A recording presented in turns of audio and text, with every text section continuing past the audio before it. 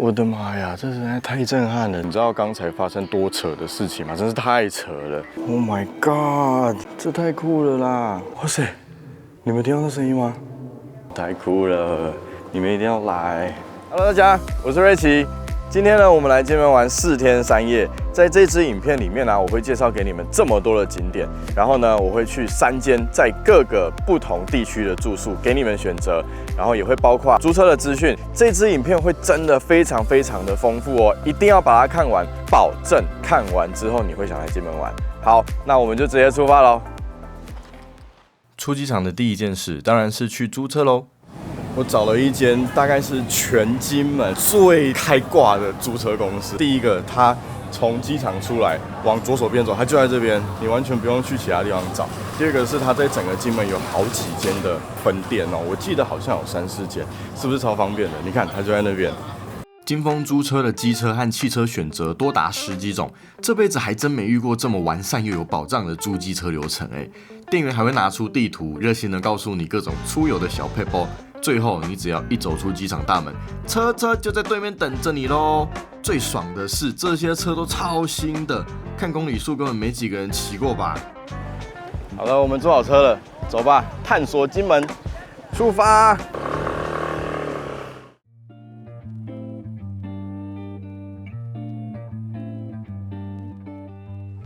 各位，我现在非常的兴奋，因为我来到了金门版摩西分海。大家有没有看澎湖那一支片？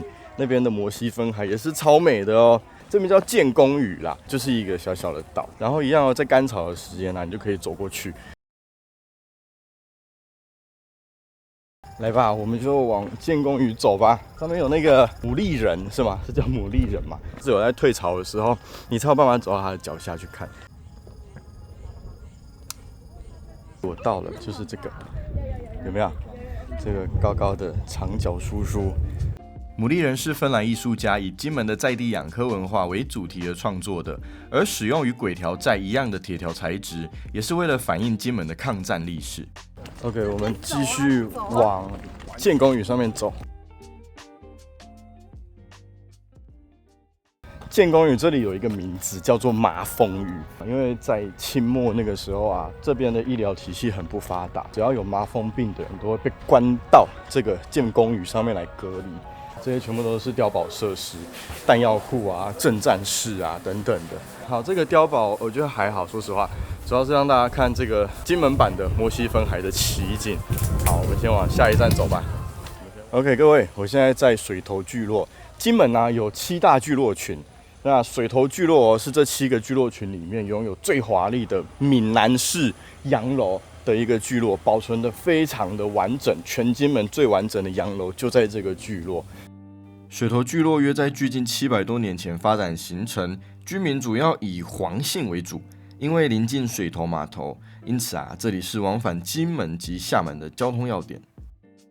有一句谚语哦，叫做“有水头富，无水头畜”，意思就是呢，即使你再有钱哦，你要跟水头聚落这边一样有一栋这么奢华的房子，并不容易哦。所以你看，有这种房子的人哦，真的是很秋条的一件事情哦。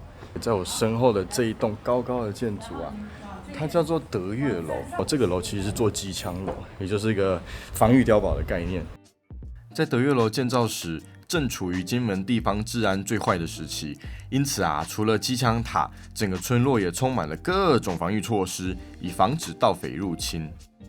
这边有一个木板，有没有看到？这个就是啊，当有盗贼入侵你家的时候，你跑上来2楼，然后呢，你打开这个木板，它可以看到下面那一层楼，就是你可以看到盗贼他现在在什么位置了，然后你就可以趁这个时候做好任何不管是逃跑还是防御的准备，就是从这个地方打开，哇，下面就是楼下，就是下面就是楼下，超酷的。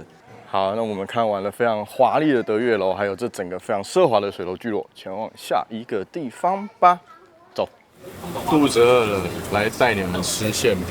这一间叫做米香屋啊，这个是卷饼啊，我馅饼还没有来。它的皮我看起来实在是有够酥脆的。来吧，吃饭吧。因为我真的很不会讲吃的，所以好不好吃你们自己看我的表情吧。我等超久了，我还以为他把我的馅饼给忘了，你知道吗？里面的汤汁应该还在里面滚吧。馅饼招牌。不过这个馅饼是真的好吃诶，皮薄馅多这个词这时候就可以拿出来用了。馅料超有味道，但又不咸不腻，很赞诶。OK， 我们吃完了，继续前往下一站，走吧。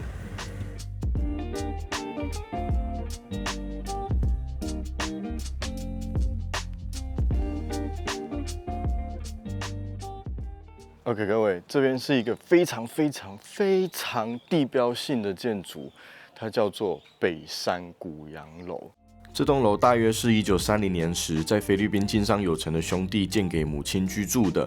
因位于交通枢纽，地点超好，因此古宁头战役时被共军占领作为指挥所，并经历了非常激烈的枪战和炮击。你们看看这边的弹孔几多颗啊！哇塞，全部都是洞，你看看，我的妈呀，这实在太震撼了，这个会让人起鸡皮疙瘩哎。然后呢，现在它是变成了一个背包客栈，我觉得非常有味道。虽然这里地处略微偏僻，可是很幽静。带你们去旁边的另外一个地方，叫做北山播音墙。等一下，不对啊，我要走去哪里？我要骑摩托车啊！各位观众，我现在来到了北山播音墙。你们现在看到的这个东西呢，它上面总共有48个，48个喇叭。它是干嘛的？它是那个时候国共内战的时候啊，专门打心理战术用的。对面哦，来转过来看哦，对面是什么？对面就是福建省。这里离福建省只有2公里。全金门总共有4处的播音墙，这个北山播音墙有48个巨无霸扬声器，可以放送到25公里外的地方。播音墙会每日放送国语和闽南语的新闻，以及宣传、批判、招降等等撼动人心的心战话语，又称为心战墙。这个播音墙至今都还是会持续播音哦，刚好就被我给遇到了邓丽君的喊话。我是邓丽君，我很高兴的能够站在自由祖国的第一前线金门，我感觉到非常的快乐，非常的幸福。我希望在大陆的同胞也可以跟我们享受到一样的民主跟自由。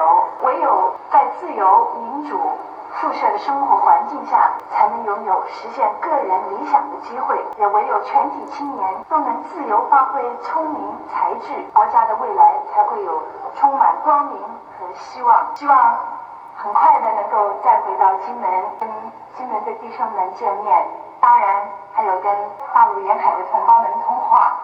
在这里呢，祝大家身体健康，民主万岁！谢谢。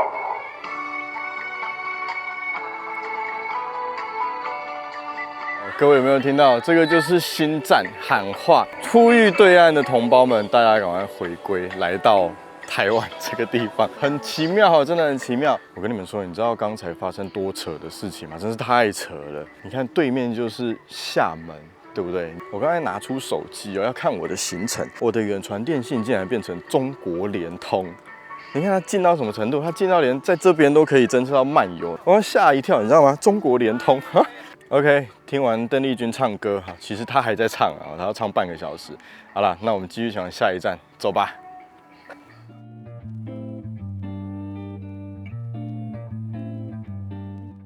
嘿，各位，我来到了一个很奇特的赏日落的地点。你看我身后有5辆坦克，然后呢，他们都直指着金门大桥，很帅气耶。旁边是有一个慈湖三角堡啦，但是现在它在施工，所以好像不太适合进去。那我带你去另外一个地方看日落。这里叫做湖下海堤，它好看的地方是什么呢？是你可以看着金门大桥，然后它的夕阳哦，就是在金门大桥的那一端慢慢的沉下去。不过比较可惜的是，它现在退潮，所以说这边看起来就干巴巴的一片。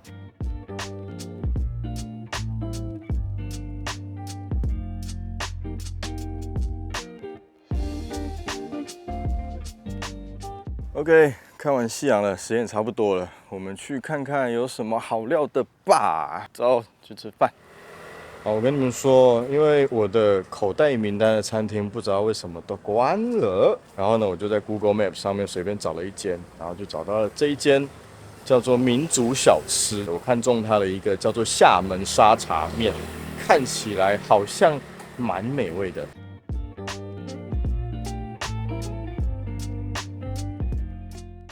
厦门沙茶面1碗80元，可以自选3种料，多加1种料只要加10块钱。浓浓的沙茶香正合我的口味，很推，不过有点油就是了。大家早，睡得不错空间很大，睡得很没有压迫感。然后他还有给一台小电风扇，然后旁边还有除湿机，我觉得蛮贴心的。给你们看一下我第1晚的住宿。我这一次挑了3间住宿，第1间为什么会选这边？因为这里就在机场旁边，极度之方便，你知道吗？骑车大概5分钟不到就到了。我带大家去看一下我住的房型。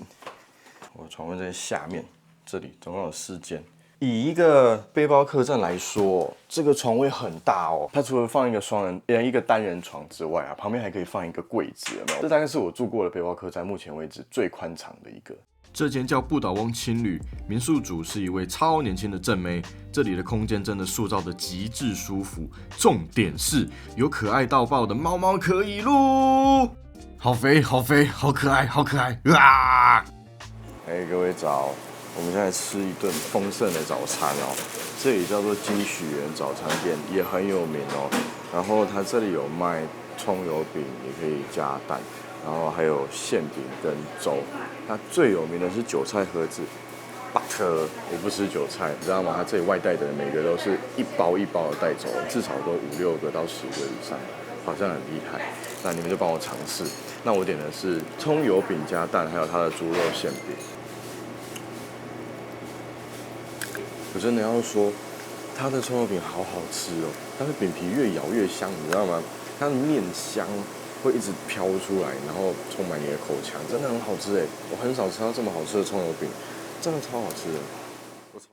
可是呢，馅饼就真的还好，还是米香屋的比较赞。吃完喽，那我们就继续跑行程喽，出发。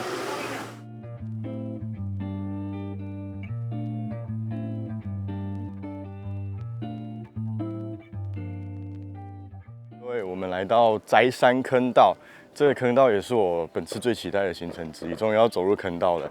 你们看哦，我后面在进来的路上，你就会经过这些登陆艇，这个就是坑道的作用。等一下进去跟大家讲，这个就是你们在那个《抢救雷恩大兵》那一部片有没有一开始出现的那种登陆艇？哇，这个一走进来就是个哇突然间你就被花岗岩围绕着，哇塞，好帅哦！坑道里面都是花岗岩哦，货真价实的花岗岩哦。你家的墙壁或地板有可能就是金门的花岗岩哦。我看到下面的水道了，好兴奋哦，兴奋到爆哎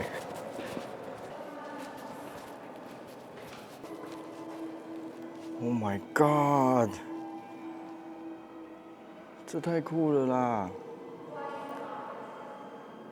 这个坑道是823炮战的时候耗时5年，全人工开凿出来的坑道。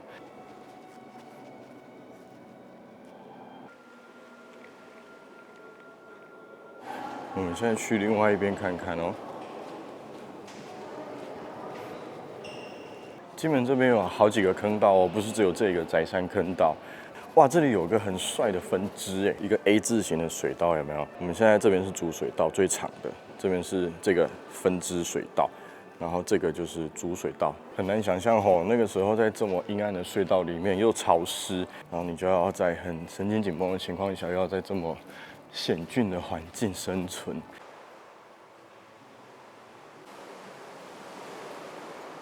这个坑道啊，是823炮战的时候给补运小艇他们停靠用的。补运小艇是什么呢？就在那个时候，因为在打仗嘛，各方都会需要物资啊、炮弹啊运来运去的。那你如果说你的小艇是在外面的海域这样绕来绕去的话，很容易被当作攻击的目标，所以就开凿了这样子的坑道，在里面去进行这些补运作业。据说那个时候有一些驻扎的军地可能也在这里面啊，也或者说医疗的伤兵还会送到这里面来等等的，所以你很难想象在这里面可以做这么多的事情。好，那我们坑完了，坑完的是什么？好，我们前往下一个景点。各位，我身后的这个牌坊进去啊，这边叫做山后民俗村，那它现在改名叫金门民俗文化村。好，我们进去看，里面别有洞天哦。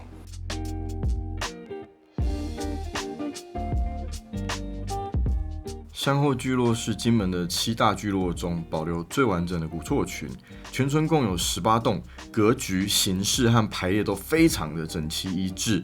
这是旅居日本的王姓父子经商有成后回来建造，分享给族人居住的聚落群。OK， 各位，我带你们来切客印，我就住在山后民俗村里面。来金门就是要住古厝，漂亮。来，带你们开箱。我房间在这儿。哎呀，好有味道的木门。这是一间4人房啊，上面是阁楼房，带大家上去看一下。好啦，这如果说你是单人入住的话哦，他就叫你可以上来，但是不可以使用。好，带大家看一下，有没有？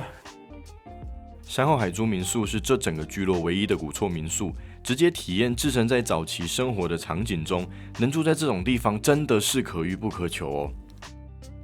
我们开箱完了，准备前往下一站吧。OK， 各位，这边呢是狮山炮阵地。狮山炮阵地是现存唯一的坑道式榴弹炮阵地，坑道全长508公尺，里面早有战备室、库房、炮弹室、炮堡等等。其中最有看头的是在823炮战期间立下战功的巨无霸8寸榴炮。走，跟着我一起进去看吧。我又来到了一个谜样的坑道了，这里本来会有那个炮操表演，但是刚过了那个时间哦，所以表演完了没得拍，还要再等1个小时。然后人潮全部出去之后，坑道才没人，要不然人超多的。这有一个山炮展示区，哦，榴弹炮。他在发的是这一颗小榴弹炮，这边是另外一个榴弹炮的展示区。哇，这个里面全部都是榴弹炮哦。这个坑道它就是一个榴弹炮的射口，我们等一下进去看射口那一边。哦，哎，没录了，回头。好，我们去看这个敌火筒155榴炮，155应该是155mm 的榴弹炮。哇，看到没？好巨大！操作这一座榴弹炮要9个人，9个人发1颗大炮，很忙哎。哎，各位，我找到了，来，我要揭晓咯，就是这一个8寸榴弹炮，超级无敌爆炸巨大。这个榴弹炮就是他们炮操在这里表演模拟射击，还真的会有炮击声的那种操演哦。然后它这个边缘啊，就是发射这一口8寸的榴弹炮啊，最少9个人，9个人，最多多少人？16个人，一口炮哦，这么大的。这座炮是1944年美国制造的，曾经在2战、韩战还有越战中执勤过，最后在823炮战时运抵金门，立下战功。最长的射程多达17公里。那它要射哪里呢？这里。给你们看一下比例尺，这么大只，架大机。这边还有一个敌火筒展示区，跟子弹的弹壳那个部分一样的作用，里面是装弹药或引信的，然后呢，把弹头装在上面发射出去。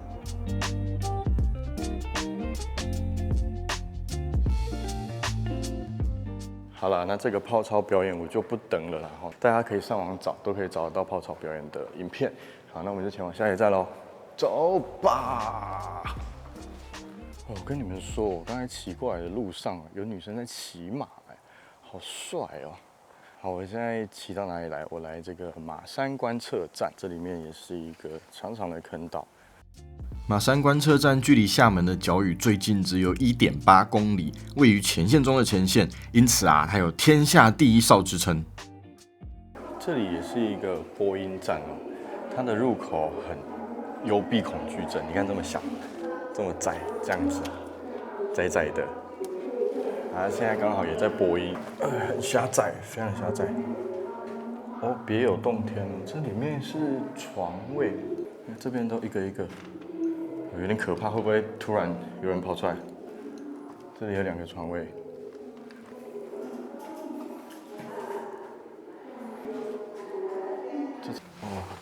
有点错综复杂。哇，你们有没有听到？哇塞！你们听到那声音吗 ？Hello， 我是捞塞瑞奇。这个回音有好几层哎，哇，太酷了！你们一定要来。不过这个坑道壁很平整，跟我们去那个其他的坑道不一样，对不对？哇，这坑道很长哎。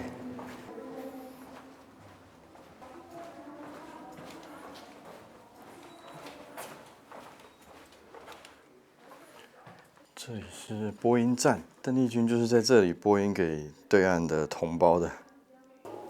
各位瑞奇的观众朋友们，您好！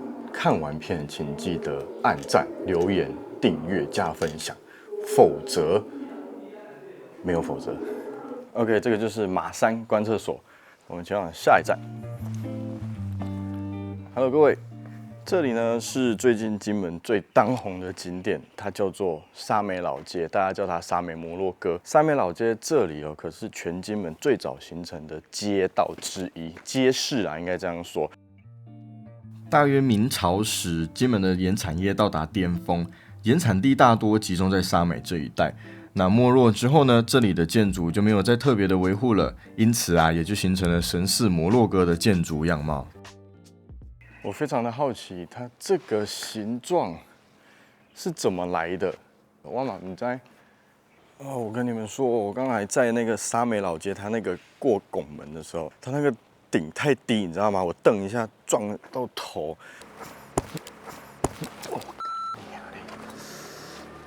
现在上面一个包，我的妈呀，超痛的！我会不会脑震荡啊？天啊！哦，好了，没事，那我们就前往下一站，太阳快下山了，走吧。好，各位，我现在在船行堡，我带你们看侧面，它很长哦，它是这样子的，长得像一艘船，所以叫船行堡。它有一个很神圣的使命，非常神圣的使命，它是来欺敌诱敌用的。它为什么会建造这个样子呢？一般的碉堡它都是随应那个地形去做一个比较隐蔽的设计，但是这个碉堡它做得非常的显眼。它的目的是什么呢？它是为了掩护左右两边的防御缺口。这边会有一个据点，那边也会有一个据点，一个后边，然后一个是啤酒花，不，什么啤酒花？寒射花据点。它真的目的就是要防御两边的据点，所以它做成一个很流线的造型。炮弹如果过来的话，它其实不会很直接的正中碉堡的它的核心。然后呢，它这边的碉堡壁也比一般的碉堡还要厚，据说有到150公分。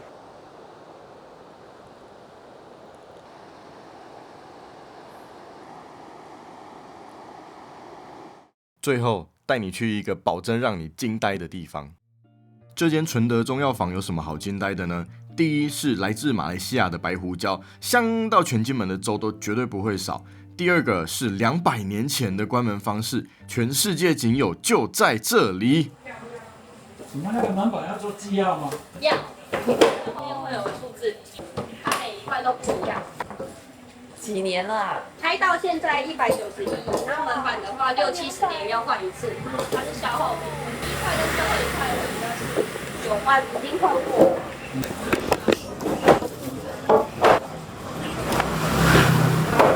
来，你们来体验一下吧。要想用小尖头。对。错。对。来，上面那个洞。对。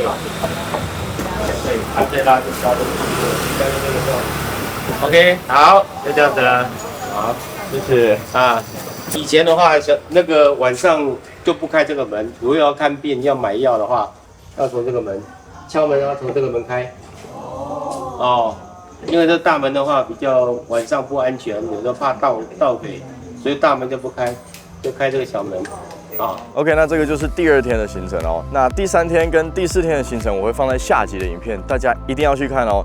看完之后你一定会更想来金门。OK， 我们再继续走吧。